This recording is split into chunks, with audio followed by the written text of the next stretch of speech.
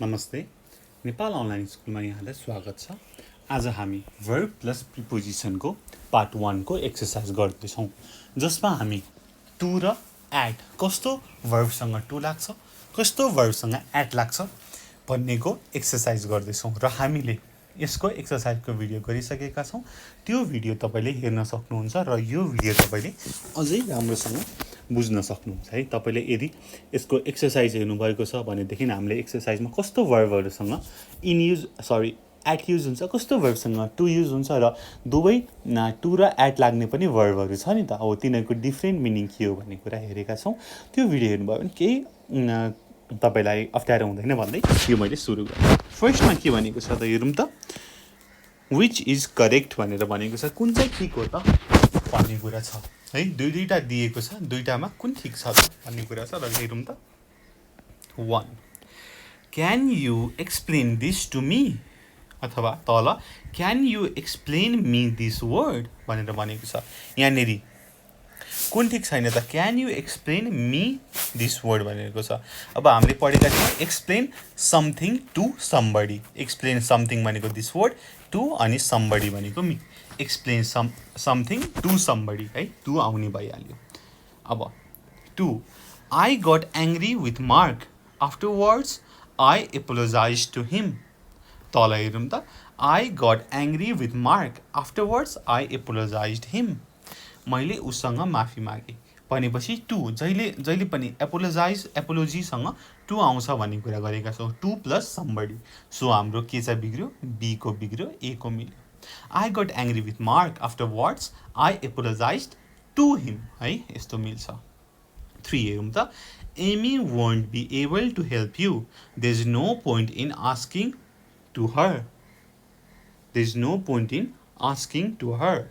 Amy won't be able to help you. There's no point in asking her. अब यसमा कुन ठीक भयो? There is no point in asking her. ठीक छ। माथिको यो ठीक छैन, मैले इन्टु मात्रै लेखेँ नि त, मैले काटिन इन्टु र टिक दिउँ ल। ठीक छ। बी को मिल्यो। 4 I need somebody to explain me what I have to do. तल I need somebody to explain to me what I have to do. अब माथि 1 नम्बर हेर्नुस् त। explain something to somebody. तल explain to somebody. तर यहाँनिर to त चाहियो नि, बीचमा समथिङ भयो नि नभयो नि हो। सो हाम्रो बी को मिल्यो, ए को मिलेन। बी को मिल्यो, ए को मिलेन। 5 They didn't understand the system, so I explained it to them. तल हेर्नुस्। They didn't understand the system, so I explained it them. अब यहाँनिर explain हाम्रो 1 नम्बर जस्तै explain something to somebody. यहाँनिर explain त्यसपछि it something to somebody भनेपछि ए मिल्यो, बी मिलेन है। explained it to भनेपछि टु आउनै पर्यो। 6 I like to sit on the beach and listen to the sound of the sea. I like to sit on beach and listen to the sound of the sea. B मा I like to sit on the beach and listen the sound of the sea. Listen सँग to आउँछ भन्ने कुरा गरेका छौँ। Listen to the sound of the sea. यो ए को ठीक छ, बी को यहाँनिर बिग्रियो किनकि यहाँ टु छैन। 7 I asked them to describe me exactly what happened. B मा हेर्नुस्। I asked them to describe to me exactly what happened. Describe to me. अब describe सँग नि के आउँछ? Describe to somebody है, अनि something हो भनेपछि कुन चाहिँ बिग्रियो त? पढ्नुस्। ए को बिग्रियो, बी को मिल्यो है। अब 8A We had better phone the restaurant to reserve a table. Better phone the restaurant to reserve a table. We would better phone to the restaurant. अब फोनसँग हामीले टु लेख्दैनौँ भनेर भनेका छौँ। फोनसँग टु लेख्दैनौँ भन्ने कुरा गरेका छौँ। सो 8 को ए We would better phone the restaurant to reserve a table. हामीले अरू के सँग टु लेख्दैनौँ भनेर भनेका छौँ, तपाईँलाई थाहा छ? जस्तै फोन, कल, इमेल टेक्स्टसँग हामी टु लेख्दैनौँ। Phone somebody, ask somebody, call समबडीको कुरा गरेका छौँ, टु हामीले यसमा लेख्दैनौँ। ठिक छ। 9. It was a difficult question. I couldn't answer to it. It was a difficult question. I couldn't answer it. हेर्नुहोस् त कुन चाहिँ मिल्यो? I couldn't answer it. एन्सरसँग टु आउँदैन। I couldn't answer it. 10. I explained everybody the reasons for my decision. I explained to everybody the reason for my decision. हेर्नुहोस् त 1 नम्बर जस्तै छ, explain something to somebody. to त आउनु पर्यो, to somebody भनेपछि A बिग्रियो, B मिल्यो। 11. I thanked everybody for all the help they had given me. तल I thanked to everybody. अब thankसँग to आउँदैन भन्ने कुरा गरेका छौँ। So I thank everybody for all the help they had given me. चाहिँ मिल्यो, तलको मिलेन। 12. My friend texted to me to let me know she was going to be late.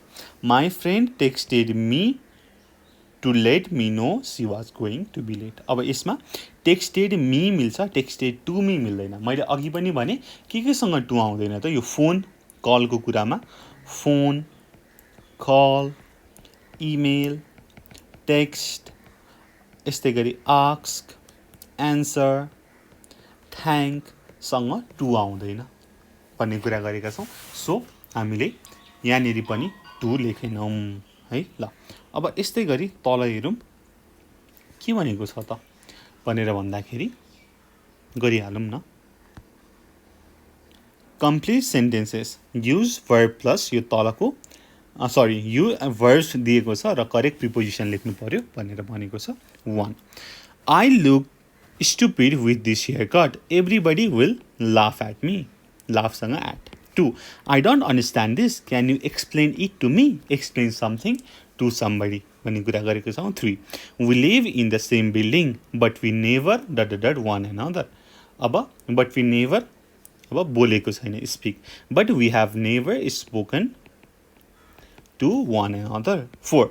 Be careful with those scissors. Don't ... them ... me. भनेपछि be careful with those scissors. Don't point them to me. 4. You shouldn't ... directly the sun. You will damage your eyes. You shouldn't look directly at the sun. You will damage your eyes. 6. Please listen to me. I have got something important to tell you. 7. Don't ... stones. Don't throw stones at the birds. 8. If you don't want the sandwich, throw it to the birds. 9. I tried to contact Tina, but she didn't reply to my emails. Put in to अथवा at, to र at लगाउनु पर्यो। 1. They apologized to me for what happened. 2. I glanced at my watch to see what time it was. 3. Please don't shout at me. Try to calm down. 4. I saw Lisa and shouted to her, but she didn't hear me. 5. Don't listen to what he says. He doesn't know what he's talking about. 5. What's so funny? What are you laughing at? 7. Is it all right if I have a look at your magazine? 8. I'm lonely. I need somebody to talk to. 9. She was so angry and she threw a book at me. Especially 10. The woman sitting opposite me on the train kept staring at me. 11. Do you have a moment? I need to speak to you. हेर्नुहोस् त हामीले एउटा कुरा गरेका छौँ, कुनै कुनै वर्बमा to पनि आउँछ, एट पनि आउँछ। जस्तै साउटमा साउट एट र साउट टु। अब साउट एट भन्यो भने साउट एट समबडी भनेपछि एङ्ग्री, एङ्ग्रीको है एकदम रिसाएर अथवा चाहिँ एग्रेसिभली है, रिसाएर अथवा एग्रेसिभली भन्यो भनेदेखि साउट एट। र साउट टु भनेको सुनेन, सुनेन भन्यो भने साउट टु। यहाँनिर हेर्नुहोस् त 4 नम्बरमा I saw Lisa and shouted to her but she didn't hear me, उसले सुनिन भन्ने कुरा छ। र अर्को एङ्ग्रीको कुरा हेर्नुहोस् त साउट एट, यहाँ तल मैले कहाँनिर गरेको छु she was so angry and threw a book at the wall, ऊ चाहिँ एङ्ग्री भयो रिसाएर फाली। यस्तै गरी थ्रोको कुरा छ, थ्रो समथिङ एट भनेको in order to hit them, hit गर्ने इन्टेन्सनले फाल्यो भने थ्रो एट। र थ्रो टु भनेको चाहिँ के हो त, अब कसैलाई समात्ने इन्टेन्सनले फाल्यो भने थ्रो टु। हेर्नु त यहाँनिर थ्रोको कुरा यहाँनिर मैले ठ्याक्क threw a book at, threw a book at भनेपछि के त हिट गर्ने इन्टेन्सनले फालेको हो है। त्यस्तै गरी माथि साउटेड एट साउटेड टु 3 र 4 मा please don't shout at me है। साउट एट भनेको एङ्ग्रिली होइन एग्रेसिभली साउट नगर भनेर भनेको छ। 4 आई स लिसा एन्ड साउटेड टु हर भनेको नसुनेको कारणले है। ठ्याक्कै यही कुरा हामीले वर्ब प्लस प्रिपोजिसनको पार्ट 1 को ग्रामेटिकल रुलको भिडियोमा गरेका छौँ। तपाईँले त्यो भिडियो हेर्नुभयो भने तपाईँलाई केही समस्या हुँदैन है त। त्यति भन्दै यो भिडियो यहीँ टुङ्ग्याएँ मैले।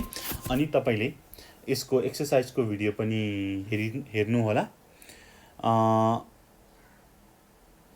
अर्को पनि 5वटा पार्ट छ त्यो पनि हेर्नुहोला र त्यसको एक्सर्साइज पनि हेर्नुहोला। त्यति भन्दै यो भिडियो यहीँ टुङ्गाउन चाहन्छु। Thank you so much for watching. Until next time, goodbye, keep learning, जय चन्द्र सूर्य, पिस।